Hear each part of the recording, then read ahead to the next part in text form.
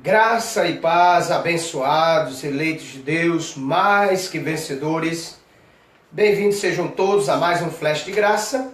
Eu sou o pastor Fledson Alves, pastor da igreja Viva em Graça, Ministério em Graça, localizado na rua Barão do Rio Branco, 2145, centro de Fortaleza, estado do Ceará, nordeste do Brasil.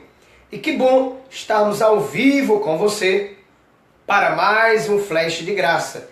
E hoje continuaremos com o tema Deus é soberano. Hoje nós iremos continuar com esse tema. Deus é soberano, parte 3. E nós vamos falar do controle, do domínio, do governo, da onipotência, da onisciência, da onipresença, da soberania de Deus.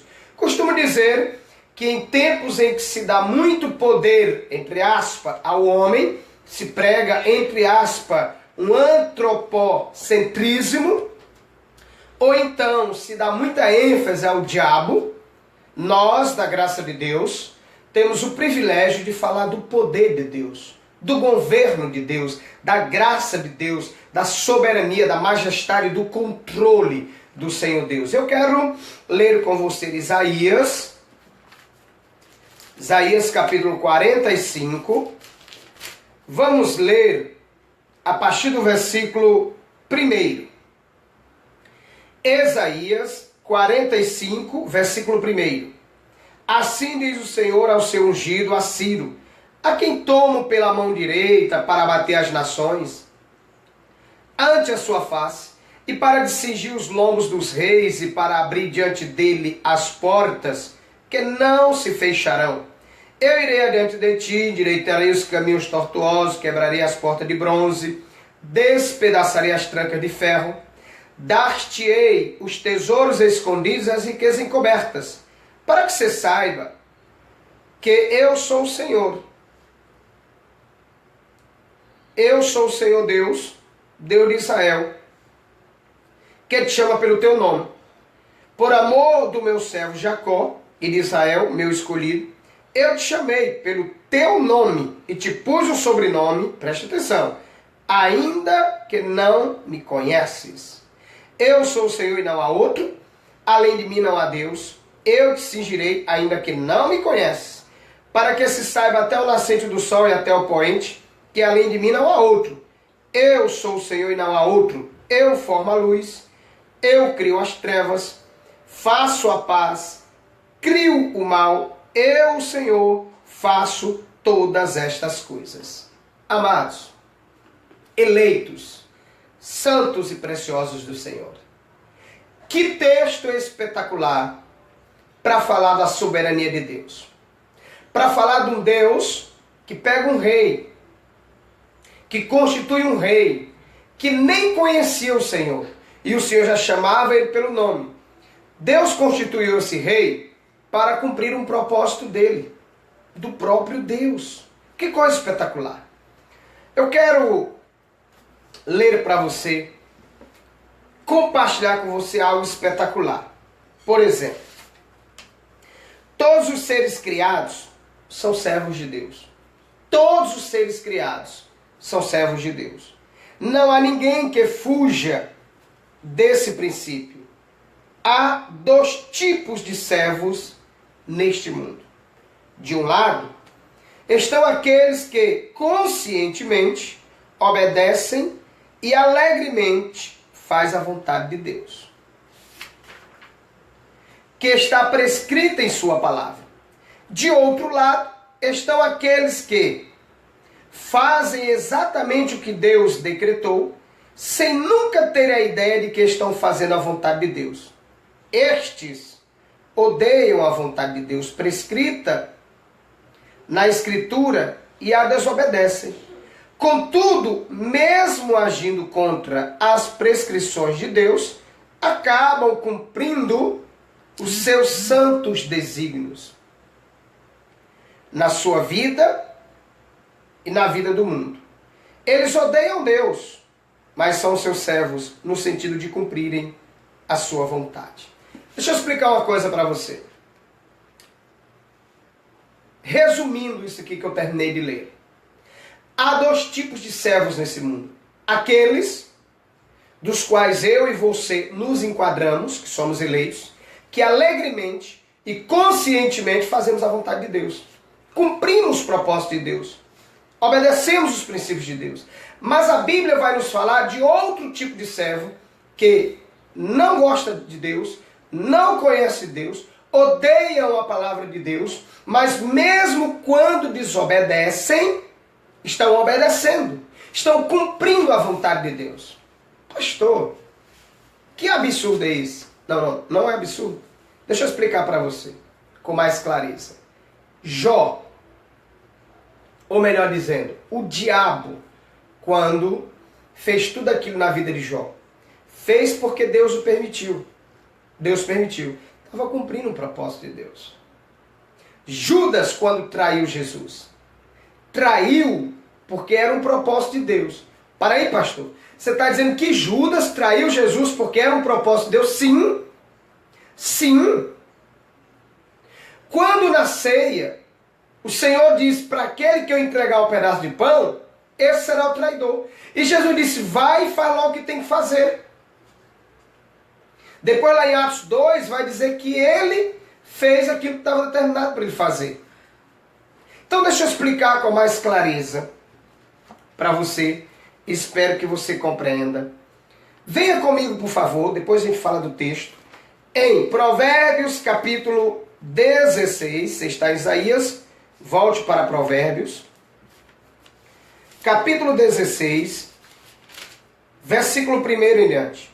O coração do homem pode fazer planos, mas a resposta certa dos lábios vem do Senhor. Todos os caminhos do homem são puros aos seus olhos, mas o Senhor Deus pesa o espírito. Confia ao Senhor as tuas obras e os teus desígnios serão estabelecidos. Agora olha o versículo 4. Provérbios capítulo 16, versículo 4.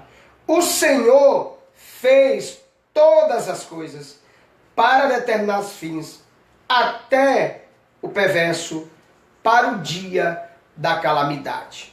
Deixa eu explicar uma coisa para você.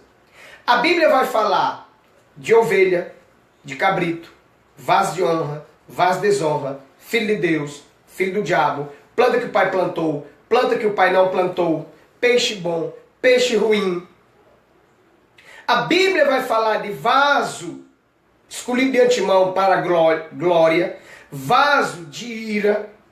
A palavra vai falar claramente isso. Está escrito que ele escolheu uns, predestinou e salvou. E a outros foram condenados, rejeitados e condenados. É a palavra quem diz. É a palavra quem fala de Deus soberano que está no controle, que domina, que fez o perverso para o dia da calamidade. É a Bíblia que vai dizer isso. Você quer ver outra coisa? 1 de Pedro 2,8, por favor. 1 de Pedro 2,8. Olha o que diz a palavra do Senhor. E pedra de tropeço, rocha de ofensa, são estes os que tropeçam na palavra, sendo desobedientes, para o que também foram postos. Há traduções, ou a tradução que vai dizer assim, foram destinados. Vou ler o versículo novamente. 1 de Pedro 2,8. Pedra de tropeço, rocha de ofensa, são estes os que tropeçam na palavra, sendo desobedientes, para o que também foram postos. Ou sendo desobedientes, para o que também foram destinados. Vou repetir. Há dois tipos de servos nesta terra. Aqueles que alegremente, livremente, cumprem e conscientemente cumprem a vontade de Deus. Cumprem os desígnios de Deus. Obedece à palavra de Deus. Por outro lado estão aqueles servos que odeiam Deus, odeiam a sua palavra e inconscientemente desobedecem a Deus, mas ao desobedecer, estão obedecendo porque Deus os designou, colocou-os para a desobediência. São vasos de ira, são filhos do diabo, são cabritos, são joios, são destinados para a condenação. Para que você não ache que isso é uma loucura, deixa eu mostrar para você Romanos, capítulo 9, versículo 22. Romanos 9, 22. Queremos, pois, se Deus, querendo mostrar a sua ira e dar a conhecer o seu poder, suportou com muita longanimidade os vasos de ira preparados para a perdição. Vasos de ira preparados para a perdição. É a Bíblia que está dizendo, meu amado. Pastor, mas você está lendo um texto fora do contexto. Não. O texto vai dizer, não depende de quem quer, não depende de quem corre, depende de Deus usar de misericórdia. Ele escolheu Jacó, rejeitou Esaú. Do mesmo ventre ele faz um vaso para honra, outro para desonra, um vaso de glória, outro para ira. A Bíblia vai falar desse contexto. Esse versículo está dentro desse contexto. E o texto que nós lemos de Isaías vai falar do rei Ciro, que não conhecia o Senhor. 2 vezes é dito no texto que Ciro não conhecia o Senhor. E Deus o escolheu para um propósito. Aliás, Deus não escolheu só Ciro. Escolheu vários, mas pelo menos 3 reis da antiguidade foram chamados por Deus para serem seus servos. Ciro, Nabucodonosor e Senaqueribe. Ciro, Nabucodonosor e Senaqueribe. Nabucodonosor, você vai ver que Deus o escolheu.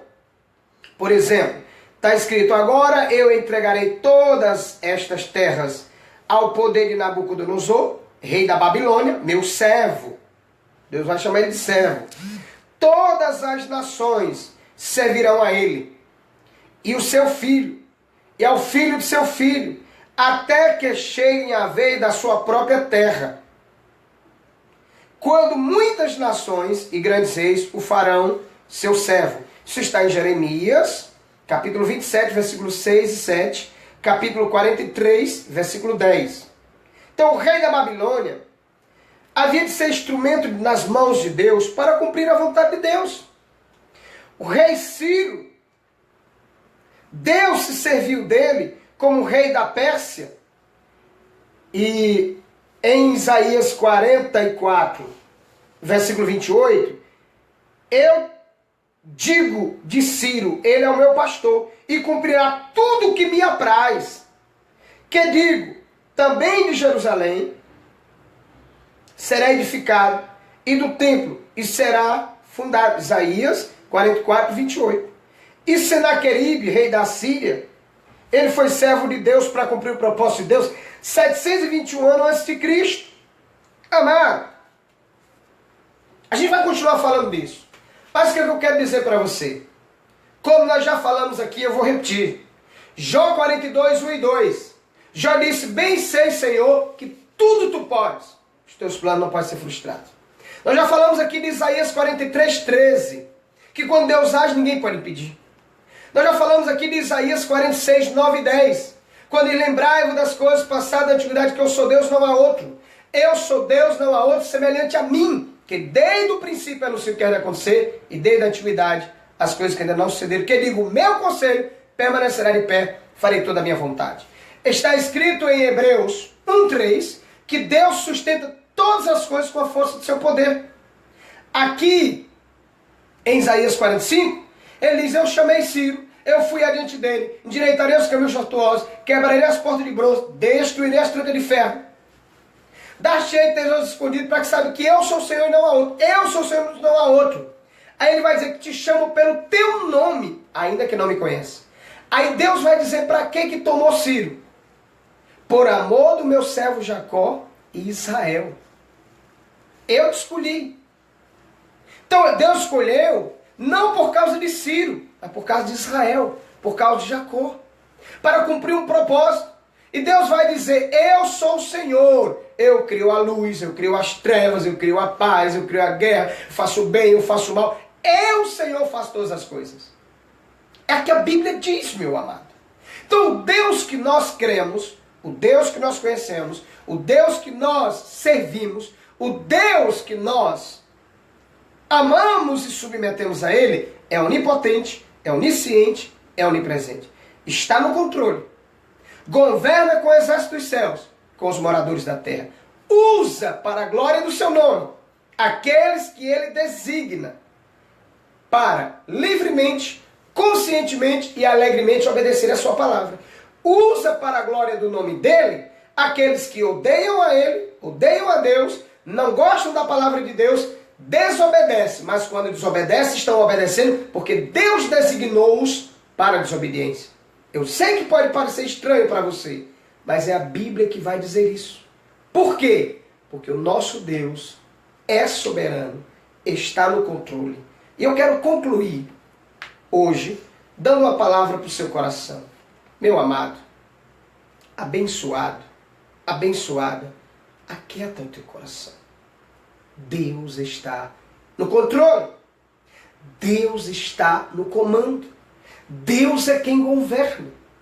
Pastor, então o que eu faço? Adore a Ele, sirva a Ele, viva para a glória do nome dEle, tenha temor a Ele, ofereça a sua vida ao Senhor, olhe para Ele, confie nele.